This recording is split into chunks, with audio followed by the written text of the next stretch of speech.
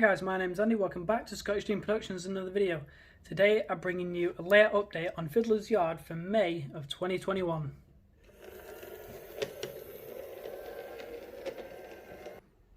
So guys, welcome to this month's update. I'm sorry it has been delayed. A few things happened in my personal life which I'm not going to get into, and things happened with the layout that I'll explain later. But as you'll see, there has been a huge difference to the previous update. The road and the crossings painting, the gates are in. This car with lights are in, although I think it needs a higher voltage because it's not that bright. Whereas the TARDIS and the signal box are lit up like the 4th of July. I don't think I'm going to change the lights in the signal box, mainly because it lights up nicely. Yes, it's meant to be a bit dimmer, but you know, I'm not that fussed. The TARDIS will get a resistor on it because that is very bright, and that's only on 9 volts. These LEDs up here, I don't know if you can... Nope. These LEDs are all in and lit up. I do plan on getting some yard lights for the sidings, but we'll get into that later. So, what's been the main thing I've been doing? Well, I added a lot more static grass to the sidings since last time, because previously it only came out to here and then the rest of it was clean.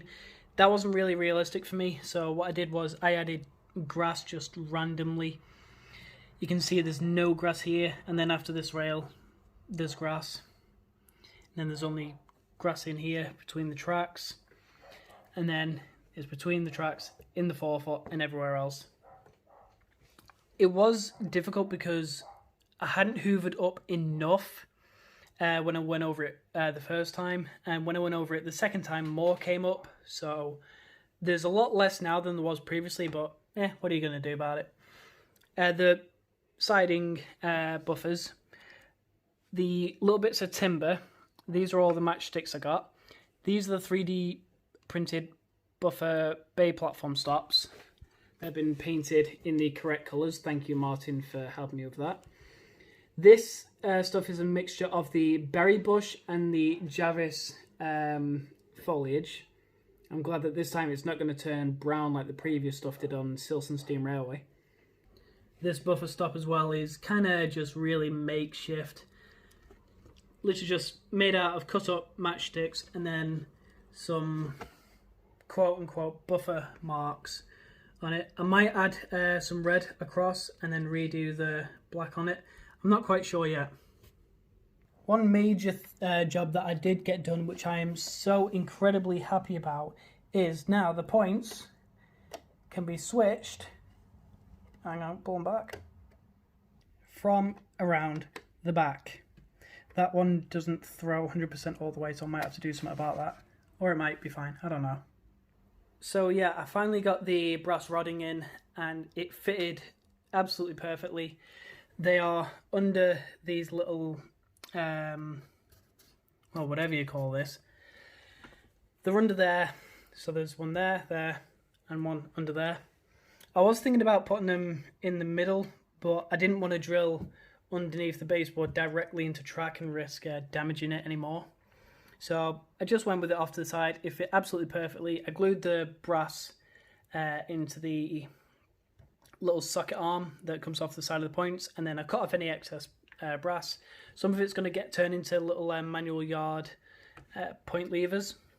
I'm going to be painted white and black, white body, black handle, and then they'll go on all the points except for this one. Thinking with that one I might add maybe some workers to it, I'm not quite sure yet.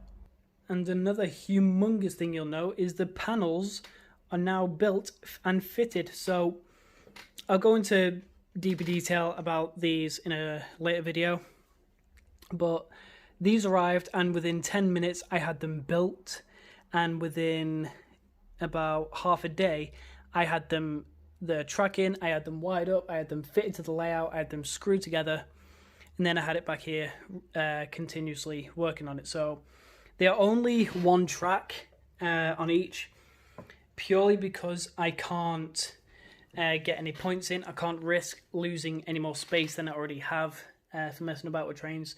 It's probably only going to be small trains like 2-car DMU units or single locos with the inspection saloon or with some freight wagons.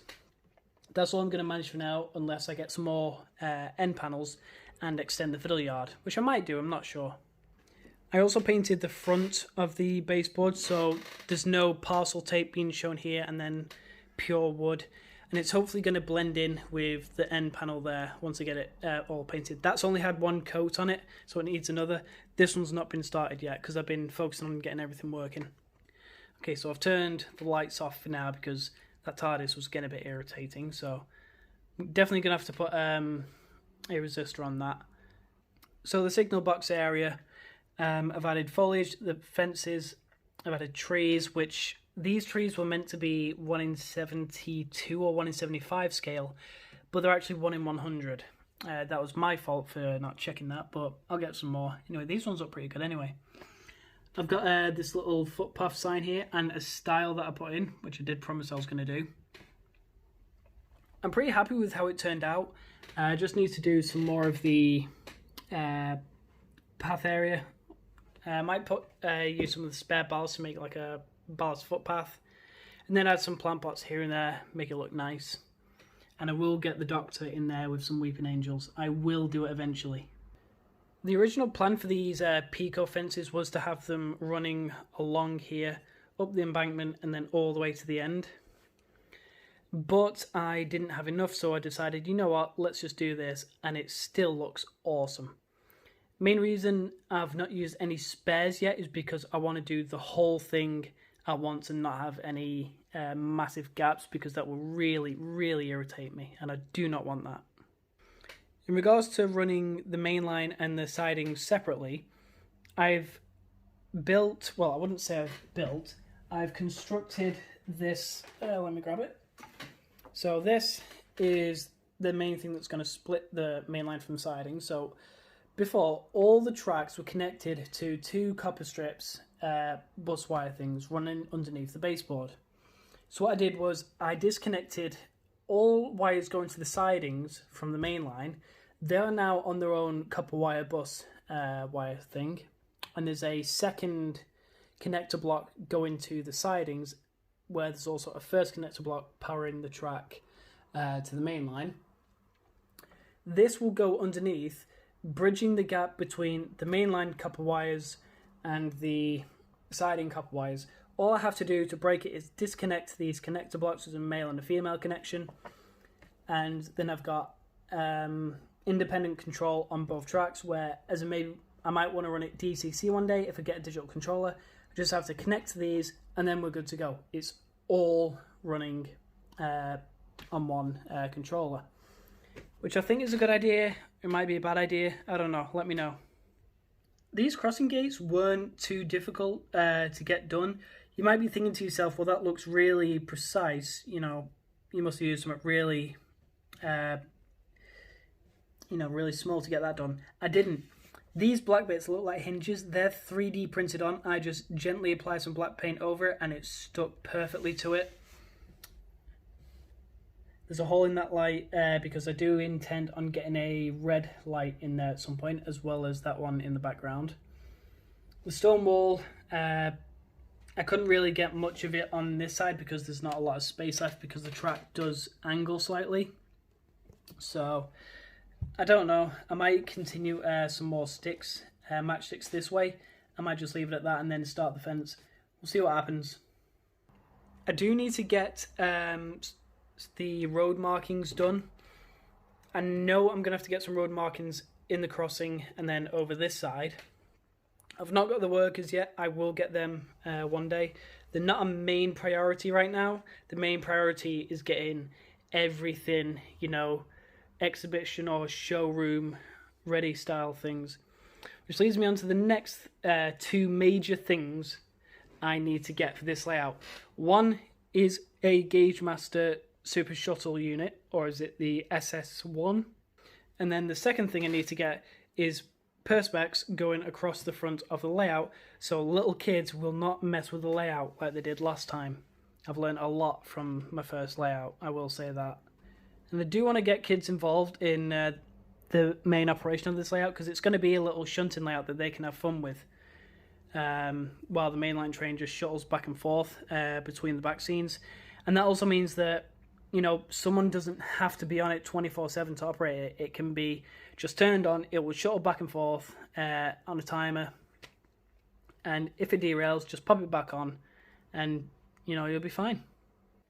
Now, in regards to shunting, you will notice that it doesn't look like there's any way to decouple locos from wagons. Well, you're wrong, there is. I've seen this done before on several layouts to avoid a hand of God with a hook coming in, or giant magnets underneath the layout. So what I've decided to do, instead of any sort of magnets under the tracks or ramps or giant torches or hands of God, I've gone with these little shrubs in between the track, and then when a loco goes over it, the hook goes up to disconnect the wagon or coach or whatever, and it works perfectly. I've tested it on every single shrub on this layout. There's 3. There's one for the siding, there's one for the exits for the main line, and then there's one in siding 2. There aren't any in the head shunt because I just don't need one in there. There's none on the main line because, again, I don't need it. And they all work. I'm really happy with it. I might add some glue to them just to stiffen them up a bit, or I might just leave them as they are. Because as the tension lock couplers, the hooks go through it more and more, it does spread the grass blades quite a lot, so it does depend on where the hook goes through the grass in order for it to get lifted. And it does mean that I can only have hooks on one NEM pocket. I can't have it on both because it just won't work. So there's a plus and a minus, so I've got to modify all the hooks in my stock. In regards to scenery, there are a few things I do need to mention. In regards to scenery that's going to be facing the back of the layout, I'm not going to do anything proper fancy. Anything that's facing this way or that the public viewer or any photos will see, I will add full in-depth detail things. I do need to add some whistle and speed boards and a signal down that end. I'm not going to add a signal over here because it would obstruct a level crossing. The only place I'm going to add a signal is probably a ground shunting signal here to go onto the main line, and then a signal probably here or in the embankment to tell trains to stop or go past the points. I also need to cut the connection between these point joints here, mainly because when I split the connector blocks, these buggers, to disconnect the power from all tracks to just one lot of power to the main line, one lot of power to the sidings, for some reason it just messes up because of this one connection. So I do plan on getting a handheld Dremel saw and just sawing a gap in between those bits of rail, and then that should sort out my whole issue. But for now, it'll just run as all tracks or just the mainline track. So what do I plan to do next? Like I said, I plan on getting the perspex sorted, getting the end panels painted, maybe tidying up the wiring underneath because that is an absolute atrocity at the moment. Yard floodlights, the street lamp I have bought, it just will not arrive until June, and I bought it back in probably the last day of April. And what date are we on now? We are now on the 14th of May, 6 days away from Caleb turning 2. Jesus Christ. And it still hasn't arrived yet, so it'll take a while, probably because it comes from China. So I'm going to leave you with that, guys. This layout is coming along really, really well. I'm happy with the progress. I'm happy with, I've got something to do. Are you guys looking forward to it? What are you looking forward to seeing? Have you got any suggestions for me? If so, leave it down in the comments. So I'm going to leave you with this. Thank you guys so much for watching. If you liked it, leave a like and a good comment. If you didn't like it, leave a dislike and a bad comment. And as always, guys, thank you so much for watching. And as always, I'll see you in the next video and see you later. Bye for now.